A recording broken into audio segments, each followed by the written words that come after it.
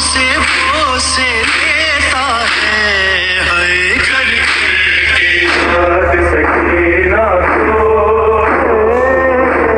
Baghdad کا پہلی ہوتا ہے کر کے یاد سکینہ کو بغداد کا پہلی ہوتا ہے جب شام کے سائے پڑھتے ہیں پڑھتی ہے صدائے گریا ایک درد سا دل میں اٹھتا ہے کہتے ہیں تڑپ کر مولا ہے ساتھ رضا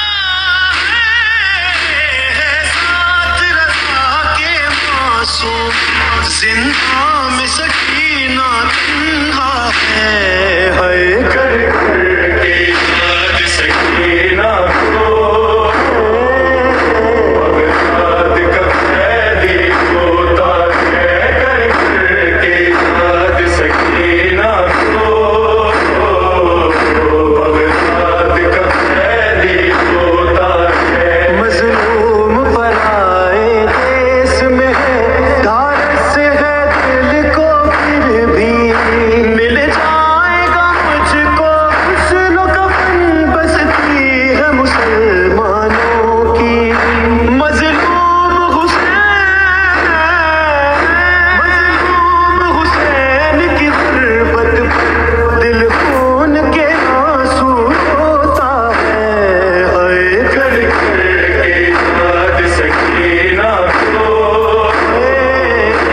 بغداد کا پہلی لاکھ لاکھ شکر ہے اس معبود نے ہمیں اور آپ کو یہ توفیق عنایت کی کہ ہم سب کاظمین میں دو امام کی بارگاہ میں حاضر ہوئے. یہ ہماری زندگی کا انمول حصہ ہے. یوں بھی انسان کی زندگی بہت قیمتی ہے. مولا امام سجاد فرماتے ہیں کہ انسان کی زندگی کا ہر دن انسان کو آواز دیتا ہے انا یوم الجدید و انا علیک شہید. میں وہ کل والا دن نہیں ہوں, میں ایک نیا دن ہوں اور کل قیامت میں اے انسان میں گواہی دوں گا. اب آپ سوچئے کہ آج کا دن کل قیامت میں گواہی دے گا. کیا گواہی دے گا؟ یہ سب کے سب کہاں موجود تھے؟ امام موسیٰ کاظم اور امام جواد کی بارگاہ میں. دیکھیں جب گواہی آپ کے حق میں ہونا تو انسان خوش ہوتا ہے. ایک مرتبہ آپ کے نقصان میں کوئی گواہی دے, ایک مرتبہ آج کا دن کہے کہ میں نے ان زائرین کو کہاں دیکھا آج کے دن؟ امام کے حرم میں دیکھا. امام موسیٰ کاظم کی زری کو چومتے ہوئے دیکھا. امام جواد کی بارگاہ میں عرض سلام کرتے ہوئے دیکھا. ہر دن اور ہر لمحہ آپ کی زندگی کا اہم ہے. ما من یوم یاتی علی ابن آدم الا انہ قال انا یوم جدید و انا علیک شہید. ہر دن قیمتی ہے, لیکن خاص کر جب دن ایسا ہو کہ ہم دو امام کی بارگاہ میں حاضر ہوں. میں پھر چونکہ بعض باتیں تذکر کے عنوان سے اپنے لیے بھی اور آپ کے لیے بھی ہم لوگ تھوڑا سے بھول جاتے ہیں کہ ہم کہاں پر ہیں. ہماری زندگی میں بہت سے کام ہیں اور سب ہوتے رہیں گے, لیکن یہ جو زندگی کا لمحہ آپ کو آج میسر ہے, کل شاید قیامت کے دن ہم حسرت کریں کہ کاظمین میں ہم تھے اور کچھ حاصل کر سکتے تھے جس سے رہ گئے. تو کم اس کے کہ ہم قیامت میں حسرت کریں کہ بارگاہ باب المراد میں, بارگاہ باب الحوائج میں, بارگاہ امام جواد میں. میں پھر آپ کو ایک چیز ابتدائی میں دہرا دوں, کل ملا کر صرف دنیا مت مانگیے. بہت اہم دعائیں اس بارگاہ میں آپ مانگ سکتے ہیں. بارگاہ باب الحوائج, امام موسیٰ کاظم کا لقب کیا ہے؟ باب الحوائج. ایک حدیث میں آپ کو بتاؤں امام جواد کے بارے میں تاکہ آپ کو معلوم ہو کہ آپ کہاں ہو. امام رضا علیہ السلام ارشاد محمد وآل محمد کہ ہمارے شیعوں کے لیے میرے بیٹے امام جواد سے زیادہ بابرکت ذات کی ولادت نہیں ہوئی. روایت کس کی ہے؟ मासूम। हालांकि इस रवायत में तफसील है कि क्यों इमाम जवाद को इमाम रज़ा ने फरमाया कि हमारे शियों के लिए सबसे ज़्यादा बाबरकत ज़ात कोई नहीं आई है, यानी वो मुबारक ज़ात शियों के लिए सबसे ज़्यादा बाबरकत ज़ात हमारे शियों के लिए नहीं आई है इमाम जवाद। इमाम मूसा काज़िम अलैहिस्सलाम आप जानते हैं कि आपके अलक़ाबात में से क्या लक़ब है? बाबल हवाए। ज़रा से आप यहाँ आएँ, मैं सवालात फ़कत आपके जहन में डालूँ ताकि आप जाकर थोड़ा से तहकीक करिए और थोड़ा से काम करिए और फिर हम लोग आ जाएँ इन अइम्मा के पैगाम पर। देखिए, सबसे पहली चीज़ आपकी खिदमत में अर्ज़ करूँ, इमाम मूसा काज़िम का ज़माना और दौर, और जिस दौर में इमामत के मनसब पर आप फायज हुए और जिस दौर में हालात शियों के क्या थे, और इस दौर में कौन से वो लोग थे जिन्होंने इमाम के करीब होने के बावजूद इमाम रज़ा की इमामत का इनकार किया। ये बहुत सख्त दौर है। अगर आप लोगों को शायद मालूम हो, एक मज़हब है मज़हब वाक़िफ़िया। वाक़िफ़िया मज़हब कहता है कि इमाम मेहदी इमाम मूसा काज़िम, उसके बाद इमाम नहीं। इन लोगों ने इमाम मूसा काज़िम के बाद इमामत का क्या कर दिया? इनकार कर दिया। ये खुद बहस है, इंसान यहाँ पे भी गौर करे। और क्यों ये लोग इमाम मूसा काज़िम के बाद इमाम रज़ा तक नहीं पहुँचे? किस चीज़ ने इनको बहका दिया? और ये मामूली लोग नहीं थे। आप कहिए कि नहीं जाहिल थे, इनको कुछ नहीं पता था। अली इब्न हमज़ा बताइनी जैसे लोग इमाम मूसा काज़िम के वकील थे और इमाम रज़ा की इमामत के मुनकिर थे। सवाल, आखिर इमाम मूसा काज़िम का कोई वकील हो और इमाम रज़ा की इमामत का इनकार कर दे, कौन सी बीमारी उसको लग गई थी? उस बीमारी का नाम था दुनिया। जब इंसान दुनिया में मस्त हो जाता है तो अपने वक्त के इमाम का क्या कर देता है? इनकार कर देता है। ये क्यों आपको मैंने आपकी खिदमत में बताया? दुनिया रहे, इसमें कोई नुकसान नहीं, लेकिन जिस दिन दुनिया के आप असीर बन जाओगे उस दिन ये दुनिया आपका साथ आपके इमाम को छोड़ा देगी। लिहाजा इमाम मूसा काज़िम की बारगाह में एक जो बड़ी दुआ मुझे और आपको करना है वो आक़िबत बखैरी की, कि मेरी आक़िबत बखैर हो। आज अल्हम्दुलिल्लाह मैं ज़ियारतों पे आ रहा हूँ, आज अल्हम्दुलिल्लाह हम कुछ हदीसें आपको बयान कर रहे हैं। पता नहीं कब ये दुनिया धोखा दे दे कि एक ज़माने तक इमाम की फजीलत बयान करने वाला शख्स कल इमाम की शान में गुस्ताखी करे। लिहाजा एक अहम दुआ जो आपको इमाम मूसा काज़िम की बारगाह में करना है, वो क्या करना है?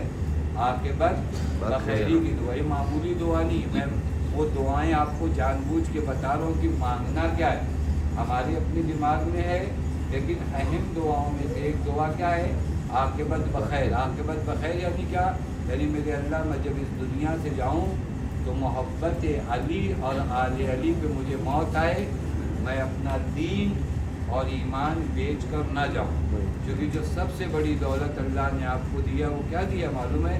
ये मोहब्बत अली व आले अली। रवायत है पैगम्बर अकरम सल्लल्लाहु अलैहि वसल्लम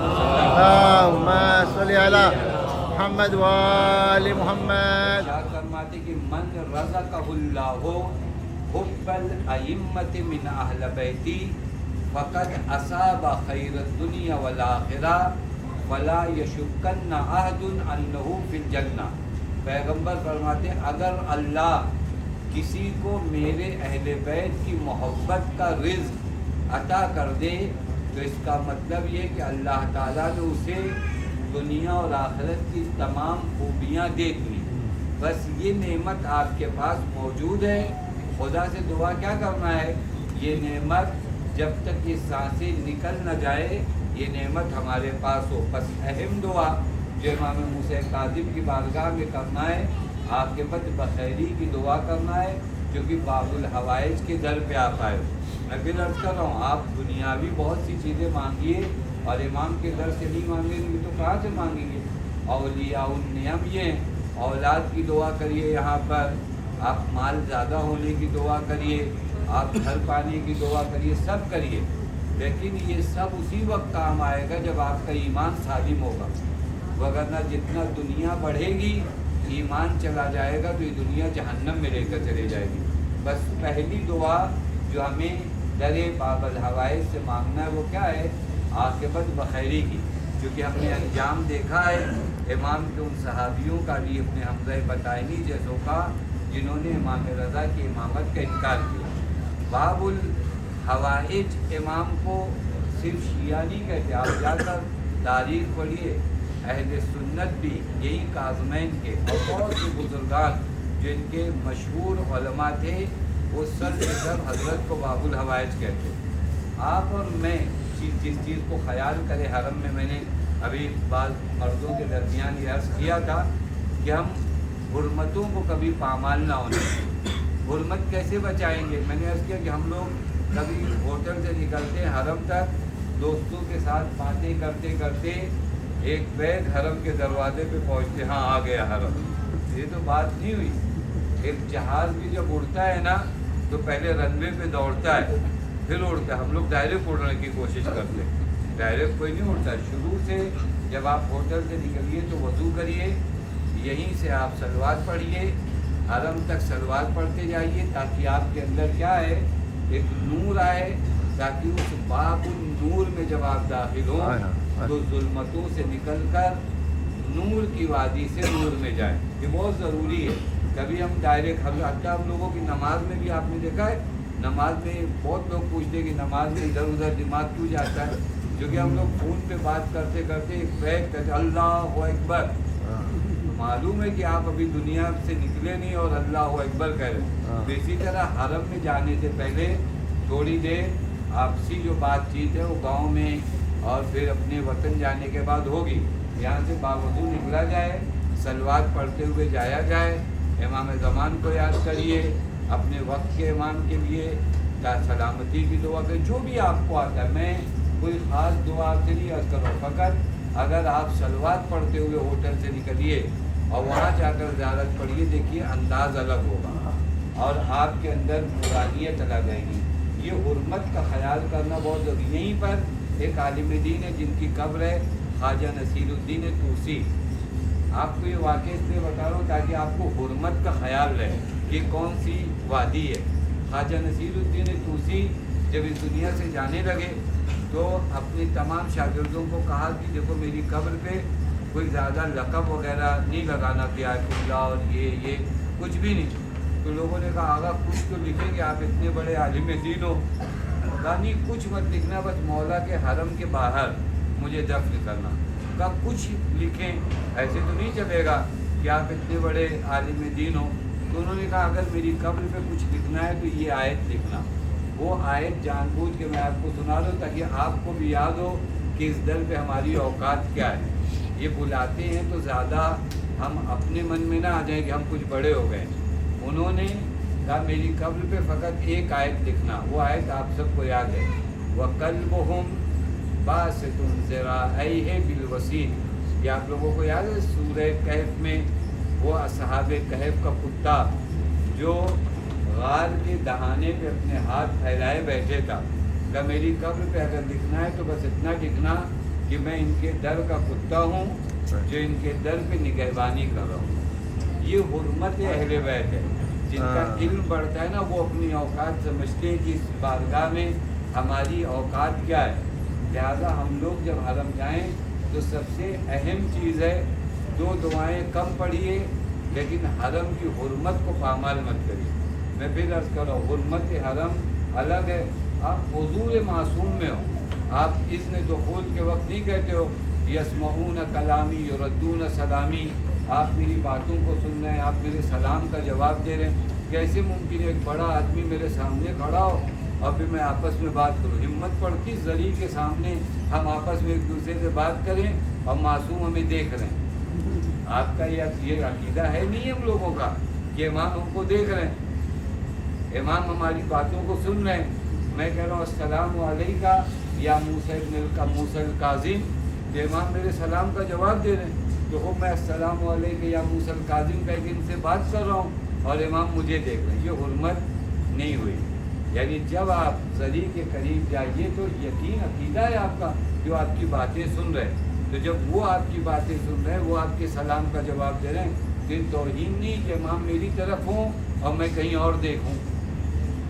اور کر رہے ہیں یعنی اس کو عقیدے میں لے آئیے کہ یہ مولا مجھے دیکھ رہے ہیں. حضرت ابھی کوئی ایک بڑا آدمی آپ کو دیکھے تو آپ 3 مرتبہ اپنی کالر کی بٹن صحیح کرتے ہیں کہ پتہ نہیں کپڑا صحیح ہے نہیں صحیح ہے, میں کھڑا ہوں. ہمیں حضرت دیکھ رہے ہیں اور حضرت ہمارے کپڑوں کو نہیں دیکھ رہے, حضرت ہمارے دل کو دیکھ رہے ہیں. یہ جو میرے روضے پہ آیا اس کا دل میری طرف ہے یا نہیں ہے, یہ متوجہ. بس پہلی چیز حرمت امام بہت اہم ہے, اس حرمت امام کا خیال کریے, یہ پہلی چیز ہے. میں آپ کی خدمت میں 2 حدیثیں عرض کروں تاکہ آپ جا کر ان 2 ائمہ کی بارگاہ میں عرض ادب کریں. ایک حدیث امام موسیٰ کاظم سے اور ایک حدیث امام جواد علیہ الصلوۃ والسلام سے.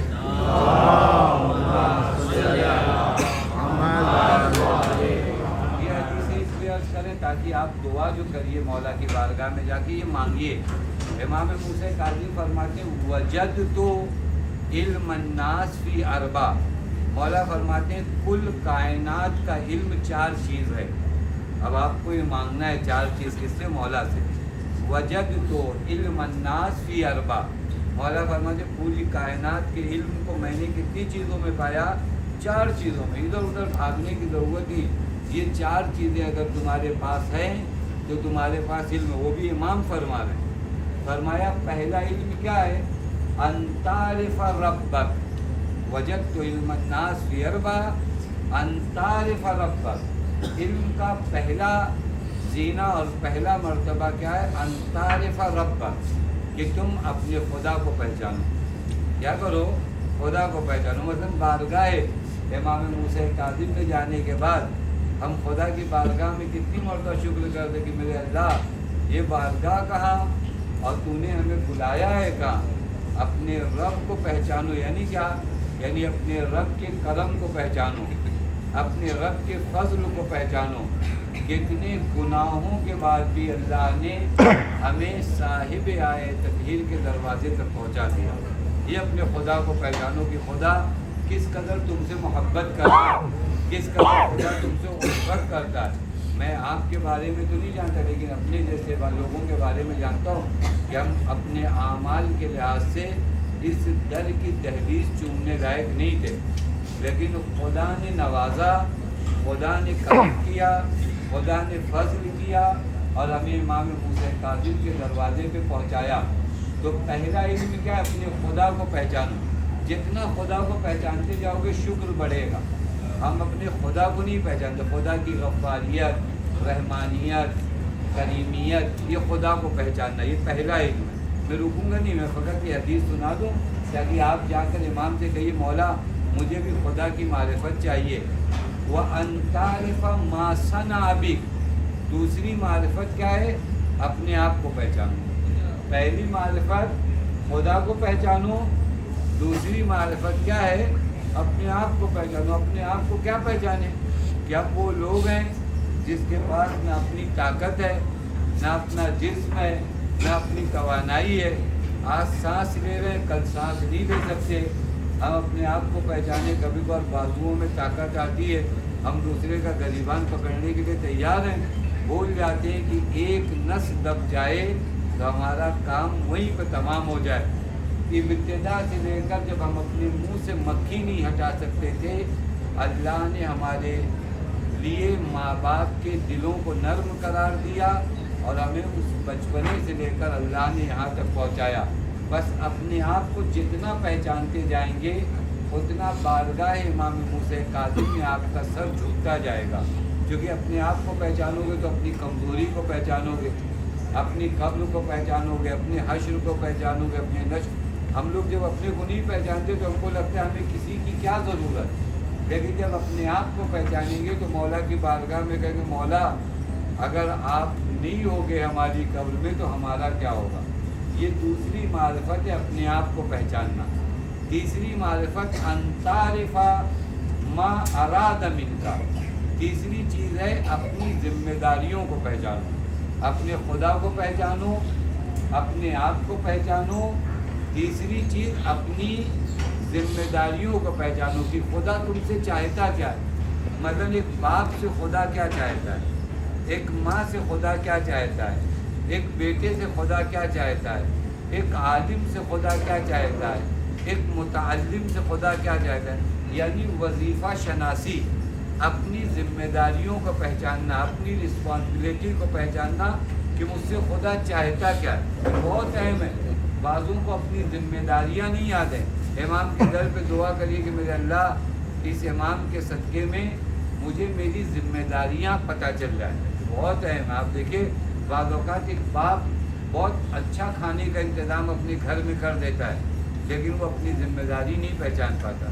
بعض اوقات ایک بیٹا اپنی ذمہ داری نہیں پہچان پاتا، ایک شوہر اپنی ذمہ داری نہیں پہچان پاتا، ایک زوجہ اپنی، یہ ذمہ داری نہ پہچاننا بہت بڑی چیز مشکل آتا ہے. لہٰذا تیسری معرفت امام موسیٰ کاظم کیا فرماتے ہیں؟ اپنی ذمہ داریوں کو پہچاننا، اور یہ بہت بڑا ہنر ہے. چوتھی اور آخری چیز ان تعرف ما یخرجک من دینک، اس چیز کو پہچانو جو تمہیں دین سے باہر کر دیتی ہے. کس کو پہچاننا؟ اس چیز کو جو دین سے کیا کر دیتی ہے، باہر. دین میں لوگ سمجھتے ہیں خالی انٹری کا دروازہ ہے، نہیں، دین میں دو دروازے، ایگزٹ کا بھی دروازہ ہے. تو اس کو بھی پہچاننا ضروری کہ کون سی چیز مجھے دین سے نکال. مجھے لگ رہا ہے کہ میں بہت بڑا نمازی ہوں لیکن کچھ کام میرے ایسے ہیں جو مجھے دین سے کیا کر دیں گے، باہر کر دیں گے. تو ہم دین سے باہر ہونے والے راستے کو بھی پہچانیں. یہ 4 علم ہیں. اس پر واقع اگر تفصیل سے گفتگو ہو تو 4 گھنٹہ گفتگو ہو سکتی ہے، لیکن میں نے اس لیے کیا کہ آپ امام موسیٰ کاظم کی بارگاہ میں جاؤ تو یہ 4 چیزیں مطالبہ کرو کہ میرے اللہ میں تجھے پہچان سکوں، میرے اللہ میں اپنے آپ کو پہچان سکوں، میرے اللہ میں اپنی ذمہ داریوں کو پہچان سکوں، میرے اللہ وہ چیزیں جو مجھے دین سے باہر کر دیتی ہے میں اسے پہچان سکوں. یہ ایک حدیث امام موسیٰ کاظم سے، ایک حدیث امام جواد سے، عجیب حدیث ہے، وہ بھی آپ کو مانگنا ہے. وہ حدیث امام جواد کی، امام فرماتے ہیں ما من مومن الا ان یحتاج بثلاث خصال. مولا فرماتے دنیا میں کوئی ایسا مومن نہیں ہے مگر یہ کہ اسے 3 چیزیں ہمیشہ ضروری ہوتی ہیں. وہ 3 چیزیں ہمارے پاس ہیں یا نہیں ہیں؟ نہیں ہے تو مانگیے. آپ کہاں پہنچے؟ باب الحوائج کے در پہ پہنچے، مانگیے کہ یہ 3 چیز. مولا فرماتے ہیں ما من مومن یحتاج، ہر مومن کو 3 چیزوں کا ہونا ضروری ہے. آپ جب سفر پہ آ رہے تھے تو آپ کو ہوتا ہے ٹکٹ ہونا ضروری ہے، پاسپورٹ ہونا ضروری ہے، یہ ہونا ضروری ہے. وہ مولا فرماتے ہیں ہر مومن کے پاس یہ 3 چیزوں کا ہونا ضروری ہے. وہ 3 چیزیں ہم لوگوں کے پاس ہیں یا نہیں ہے؟ اور اگر نہیں ہے تو کہاں مانگیں گے؟ انہی کے در پہ مانگیں گے. انہوں نے بلایا ہے، یہ اپنے در سے خالی ہاتھ تو نہیں بھیجیں گے. انہوں نے اگر بلایا ہے تو دینے ہی کے لیے بلایا ہے. ہم جیسے لوگ اپنے پیسوں سے یہاں نہیں آئے. کسی کو دماغ میں یہ نہیں رہے بہت آپ سے زیادہ کئی گنا پیسے والے لوگ ہیں، نہیں آ پائے. آپ کو اگر بلایا ہے اہل بیت نے تو اس کا مطلب یہ کہ آپ کو کچھ دینا چاہ رہے ہیں. آپ کو آپ کے ماں باپ کی دعاؤں کی وجہ سے شاید بلایا ہو، آپ نے سال بھر کوئی نیک کام کیا ہو اس وجہ سے بلایا ہے. جب بلایا ہے تو ان کے در سے خالی ہاتھ لوٹیے مت. مولا فرماتے 3 چیزوں کا ہونا انسان کے پاس، مومن کے پاس ضروری ہے. مولا وہ 3 چیزیں کیا ہیں؟ پہلی چیز توفیق من اللہ. مومن کے پاس 3 چیزیں ہونی چاہیے. پہلی چیز توفیق. توفیق سمجھتے ہیں؟ توفیق میں آسان کروں آپ کی خدمت میں. جیسے ہم لوگوں میں سے بہت سے لوگ ہیں جو 12 بجے تک جاگتے ہیں، اور خاص کر بامبے والے تو 12 بجے کے بعد ہی جاگتے ہیں. لیکن اب وہ 12 بجے جاگنے والا آدمی نماز شب کتنے لوگ پڑھتے ہیں؟ غور کریے گا. توفیق کس کو کہتے ہیں؟ توفیق عجیب چیز ہے. ہو سکتا ہے آدمی کے پاس پیسہ ہو سکتا ہے آدمی کے پاس طاقت ہو سکتا ہے آدمی جاگ رہا ہو لیکن اس کے بعد نماز شب نہیں پڑھتا. کیوں نہیں پڑھتا؟ کیونکہ اس کو توفیق نہیں ہے. بعض لوگ سمجھتے ہیں کہ ارے اچھا ہوا ہم مجلس میں نہیں آئے. ان کو یہ نہیں پتہ چلتا کہ نہیں توفیق نہیں ملی تم کو. پتہ نہیں بات ہے. میں لگتا ہے کہ نماز جماعت میں دیر میں پہنچا. میں چالاک ہوں نہیں، اللہ جس طرح اچھا ہم لوگوں کو دماغ میں کب آتا ہے جب ہماری تنخواہ کم ہوتی ہے تو ہم کو لگتا ہے کہ ہاں کسی نے جادو کیا ہے، لیکن جب نماز کم ہوتی ہے تو ہم کو کبھی نہیں لگتا کہ ہمارے پر کوئی جادو ہوا نہیں ہوا۔ انسان کی زندگی میں توفیق کا ہونا بہت ضروری ہے۔ اب یہ سب کام کرنے کی جگہ میں تو فقط آپ کو ہیڈنگ سنا رہا ہوں تاکہ آپ دیکھیے۔ اب یہاں پہ ایک سوال ہے، کیا کروں کہ توفیق آئے؟ یعنی توفیق کی زیارت امام حسین کی زیارت کی توفیق ہے یا نہیں ہے؟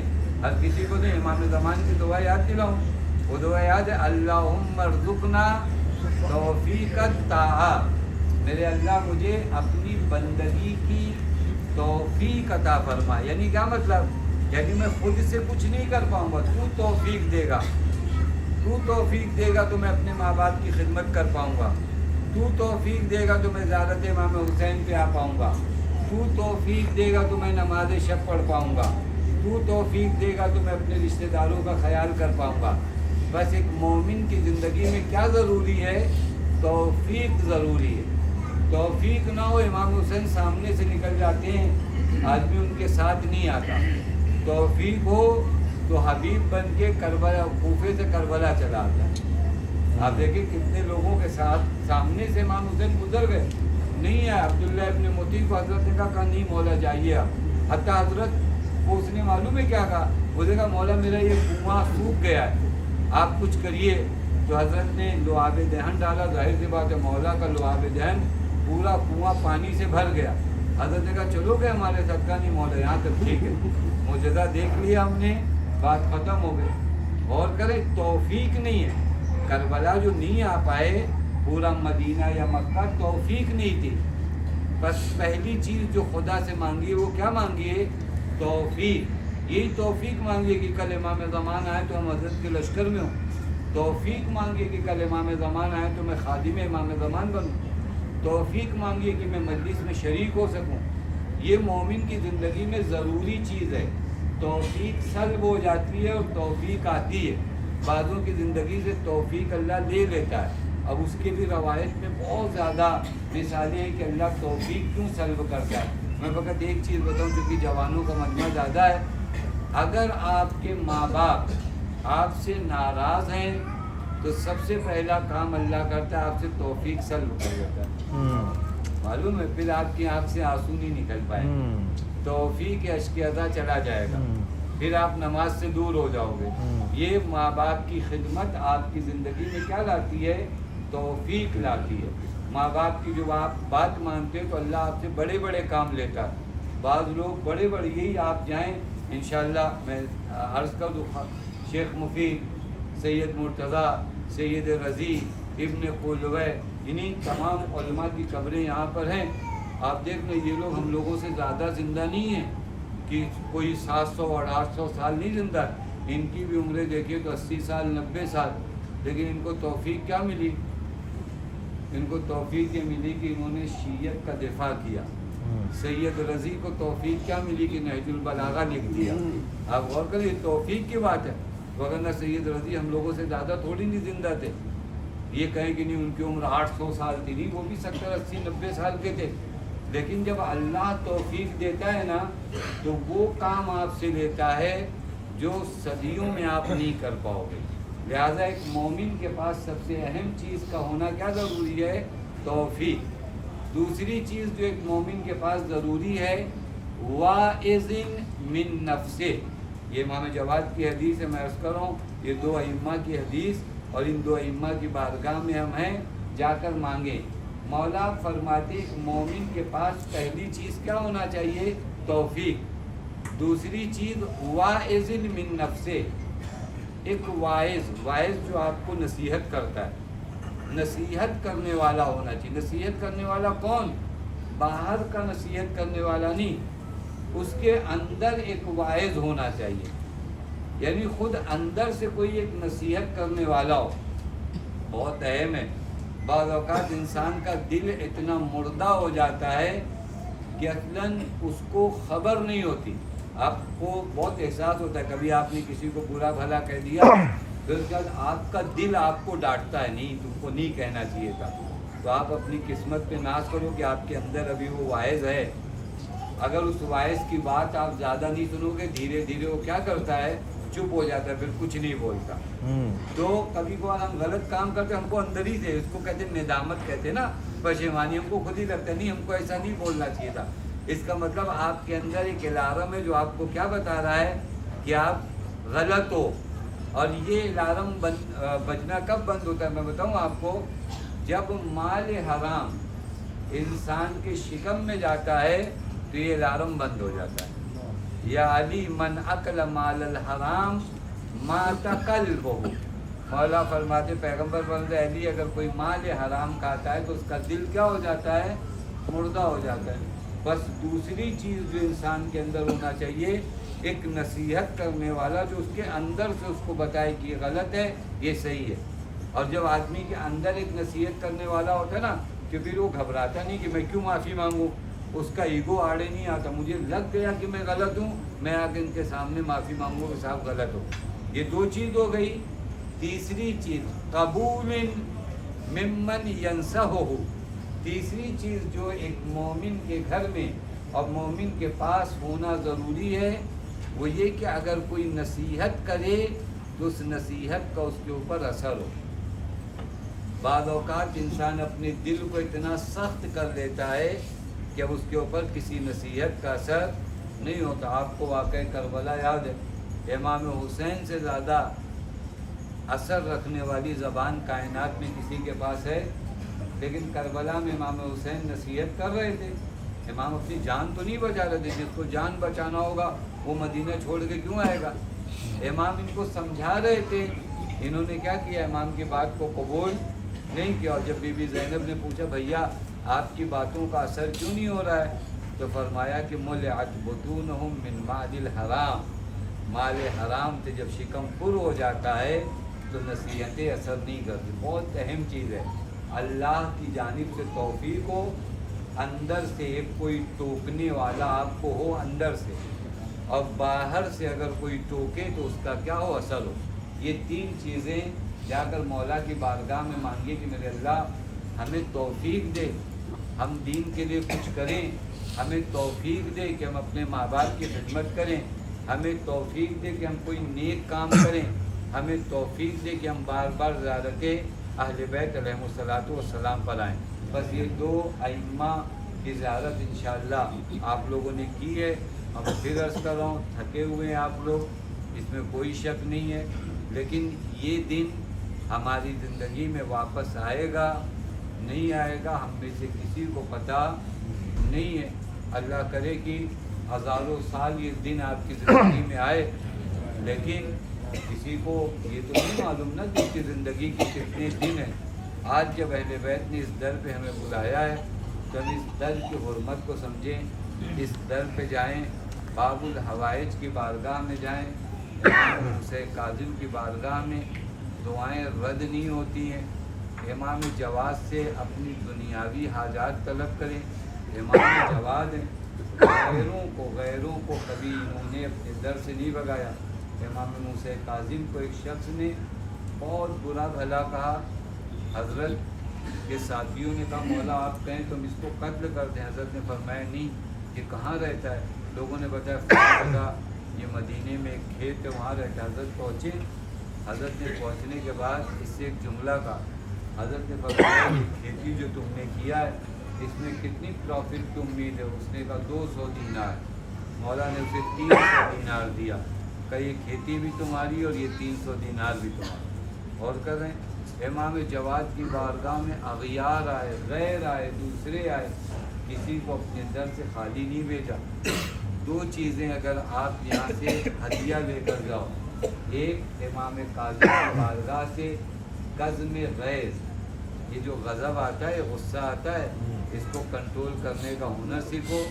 और एक इमाम जवाद से मांगो मौला वो जूद व सखा हमारे अंदर भी बुख़्ल व कंजूसी निकल आए। ऐसा ना हो कि हम अपने अजीज़ों और रिश्तेदारों की निस्बत बुख़्ल करें। जूद और सखावत हम अहले बैत के चाहने वालों के वजूद में आया हूँ। इस कदर सताया गया इन अइम्मा को, लेकिन इंसानियत के लिए इन अइम्मा ने अपनी जान को कुर्बान कर दी। यही इमाम मूसा काज़िम जिसका रोज़ा आपको दिखाई दे रहा है, आप खुश नसीब हो कि आपको इमाम के रोज़े की गुंबद नज़र आ रही है। लेकिन मदीने में इमाम मूसा काज़िम की एक बेटी हैं, फातिमा मासूमा कौम, जब बाबा कैद में था हर रोज़ बेटी बाप का इंतज़ार करती थी। आप जाकर देखिए रवायात में कैद खाने बदलते गए,